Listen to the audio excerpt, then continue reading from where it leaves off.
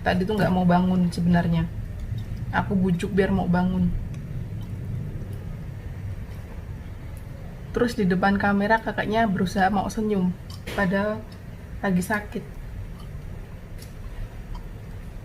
Terus sakit juga nggak mau ngomong, pinter menyembunyikan. Curang.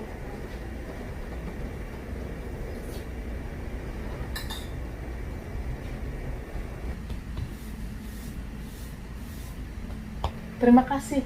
Makasih. Sisi, terima kasih sisi. Makasih. Eh, Makasih. terima kasih.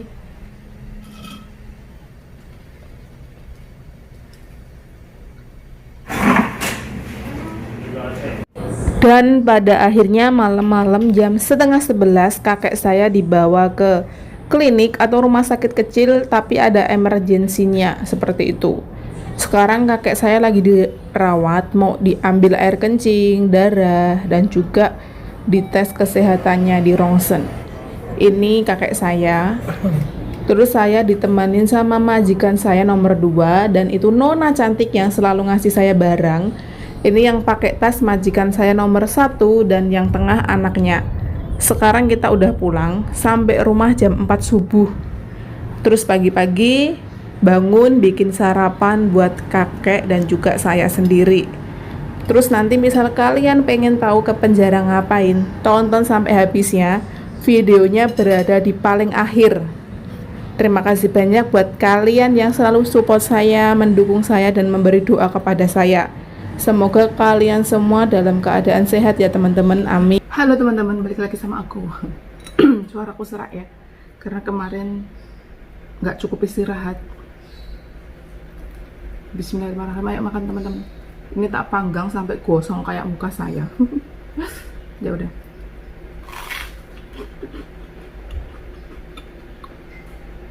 Tapi enak.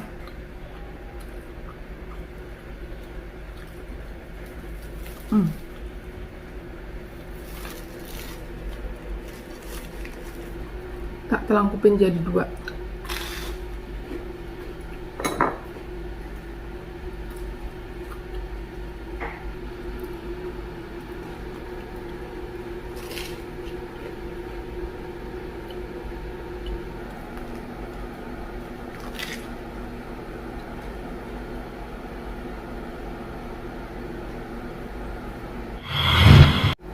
Kakaknya itu sakit, tapi nggak mau ngomong teman-teman.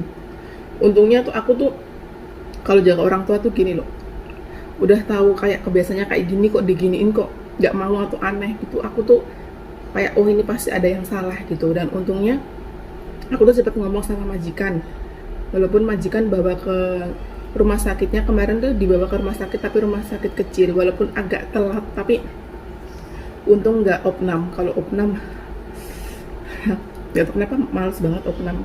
Biasanya dulu aku tuh suka banget di rumah sakit. Terus kencingnya kakek itu infeksi gitu loh teman-teman. Kakek itu apa ya, aku bilang ke majikan, kenapa sih dibolehin minum dingin terus, perutnya udah gede banget. Orang tua itu nggak sehat minum dingin, aku kan bilang gitu ya. Tapi majikan bilangnya mau gimana lagi gitu, emang kesukaannya kakek kayak gitu. Terus kakek itu tipe orang yang pengen gini ya gini, misal dilarang tuh bisa marah, ntar berantem gitu. Jadi kayak minum obat juga, obat aturan dari dokter kan begini, aku nyuruh kakaknya minum, nggak diminum, malah bilang kamu tuh nggak tahu. Kalau aku bilang itu anak kamu yang nyuruh minum, anak aku tuh nggak tahu, yang tahu tuh aku. Ini bukan ngejelekin ya teman-teman, cerita aja. Karena jaga orang tua tuh kita tuh bener-bener harus banyak sabar, karena orang tua tuh kayak anak kecil lagi. Kadang waktu dia baik ya baik banget, waktu dia imut-imut banget, waktu dia lagi nggak tahu kenapa tiba-tiba marah-marah sendiri nggak jelas juga. Ya udah kita sabar aja, namanya kerja ikut orang. Mau cari tempat yang sempurna, majikan yang baik banget, pasien yang enak banget tuh nggak bakal nemu. Soalnya aku kan udah ganti banyak majikan ya, jadi tahu plus minusnya orang sini. Terus pasien sini kalau error kayak apa, kalau lagi baik kayak apa tuh tahu ya. Ntar nyaman 2, 3, 4 hari seminggu, ntar ada errornya 2 hari, 3 hari. Pasien mah kayak gitu, masalah lansia yang dijaga rata-rata kayak gitu.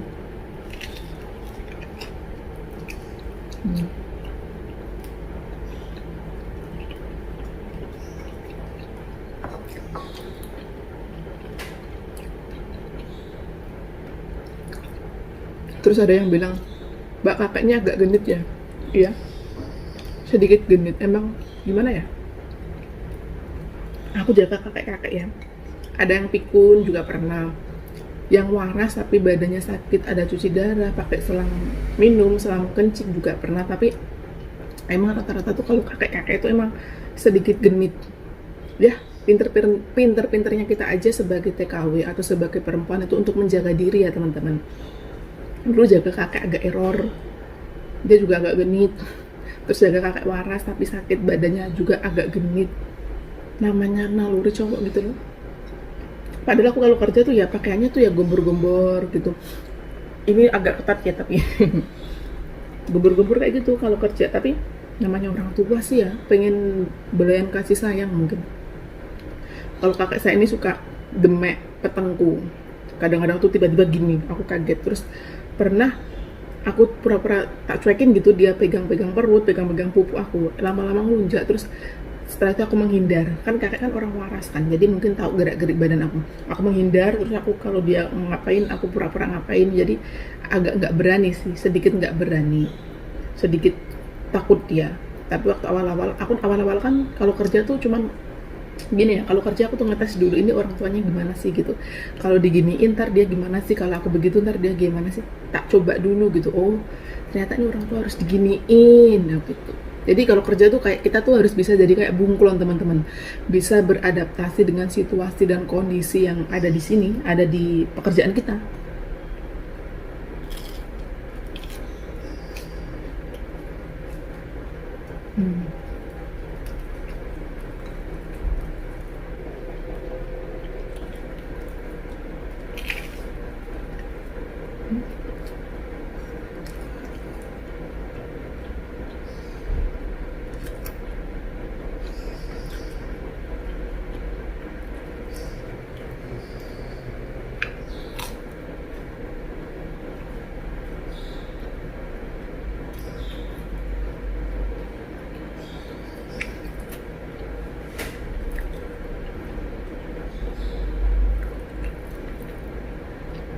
Kemarin itu jam 4 pagi baru pulang dari klinik, cilat omonganku, baru pulang dari emergency jam 4 pagi. Terus aku bilang ke kakek, kak aku mau tidur sampai jam 9 pagi ya gitu, jangan dibangunin. Kakek sih nggak bakal bangunin sih, kalau soal itu kakek baik. Tapi ada masa-masa dimana dia tuh kayak nggak tahu kenapa gitu, tiba-tiba marah sendiri, juga ada masa kayak gitu. Aku tuh nyeritain pengalaman saya teman-teman. Jadi nanti aku tuh takutnya kalau kalian tuh berprasangka buruk sama saya, dibilang, hah, seneng ngelek-ngelek majikan. Aku tuh gini loh, ngeim. Kalian yang belum kesini biar nggak kaget kalau kesini, jangan lansia gitu loh maksudnya. Maksudku kayak ngono. Tapi kadang itu kalian itu memiliki prasangka masing-masing yang kadang saya itu juga entah apa yang merasukimu. Gue ngerti. Padunya aku lagi kesel teman-teman. Jadi omonganku gelayang rangenah. Lagi capek, tapi ya wis ora apa-apa. Jenenge namanya kerja itu orang ya, harus walaupun capek, walaupun opo ya kudu tetap strong. Tetap ngujuki wae aku orang raup, orang gosok gigi ngeleh langsung mangan. Terus ini kemarin juga dibeliin sama Nona cantik. Nona yang pakai tato banyak itu dibeliin jagung segini 50 NT. Orang kalau Nona itu yang sering beliin barang aku itu, Nona itu teman-teman bukan majikan lah, bukan keluarga majikan, tapi Nona itu tuh temennya majikan, malah yang perhatian banget sama aku. Dia cewek, belum nikah, dan tahu enak banget diajak ngobrol. Jadi kemarin itu waktu aku di rumah sakit tuh ngobrol banyak sama Nona itu, sampai ngobrol sampai nggak ngerasa capek. Karena asik aja dibuat ngobrol, tahu TikTok, tahu YouTube, tahu ini, tahu itu. Aku bilang ke dia, ini aku main TikTok sama kakek. Dia seneng, oh banyak banget yang lihat gitu. Nonanya baik banget. Aku juga kalau tiap datang tuh aku juga sering dibeliin kayak cuci muka apa. Kemarin juga dibeliin lagi payung lah, cuci muka, terus voucher, dikasih voucher 500 NT belanja sepuasnya. Kok sepuasnya, 500 NT harus dibikin belanja sampai habis gitu. Jadi gini ya teman-teman, aku cerita mana ini. Aku kalau dapat majikan tuh mungkin majikannya yang pelit atau perhitungan gitu. Tapi alhamdulillah selalu ada pertolongan dari Gusti Allah. Kayak ini ya, majikan aku Orangnya tipe orang yang penting cukup, yang penting kenyang, bukan tipe orang yang sangat royal tuh, enggak. Cuman selalu dapat pertolongan dari orang lain. Kayak itu nona itu main kesini pasti bawain aku apa, terus aku pengen apa dibeliin. Terus aku kalau pengen tuh nggak buat pribadi aku sendiri teman-teman. Kalau aku bilang ke dia pengen apa terus diajak pergi belanja, itu aku belanja kebutuhan rumah, apa yang nggak ada gitu loh. Jadi karena malas juga sih ngomong terus sama majikan gitu, majikannya kan juga sibuk kerja. Aku malas kalau disuruh inbox minta ini minta itu, kan malas. Jadi kalau nona itu ngajak aku pergi belanja, sekalian aku beli plastik sampah lah, sayur lah, apa pokoknya kebutuhan aku sama kakek di rumah ini gitu loh. Karena aku kan nggak ngurus majikan, cuman aku sama kakek aja. Ya udahlah, kayaknya durasinya ini terlalu panjang. Aku takutnya kalian tuh bosan melihat wajah saya dan judir saya yang dumble jari mbokku. Aku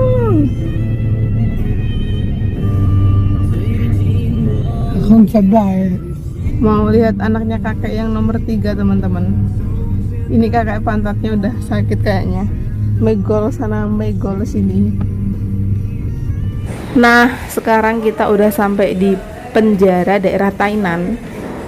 Satu malam aku nggak tidur sama sekali, cuma tidur beberapa jam. Terus sorenya aku diajak majikan buat nengokin anaknya yang nomor 3.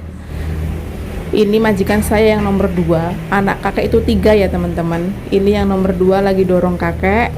Terus ini ada beberapa tahanan penjara yang disuruh bersih-bersih teman-teman. Jadi yang di penjara itu majikan saya nomor 3, anaknya kakek yang nomor 3 ya. Katanya kena kasus TET gitu ya. Pokoknya setiap keluarga itu ada masalah tersendiri lah. Dan itu majikan saya sedang mau masuk waktu gilirannya buat menengok anaknya. Terus ini juga barang yang mau dikasih itu dicek dulu, kita bisa lihat lewat CCTV. Jadi sekarang majikan saya itu lagi masuk nengokin anaknya yang nomor 3. Tadi majikan saya nomor 2. Katanya saya disuruh nunggu aja di sini, nggak usah masuk. Tak tungguin di sini teman-teman. Coba di manusia tuh macam-macam ya.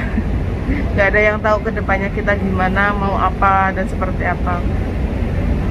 Tetap semangat menjalani hidup, jalani seperti air yang mengalir. Nah, buat kalian yang udah penasaran, kalau yang nonton video sampai akhir pasti tahu kenapa alasan ke penjara. Sampai jumpa di video-video selanjutnya ya. Terima kasih banyak. Dah, sekarang kita udah mau pulang.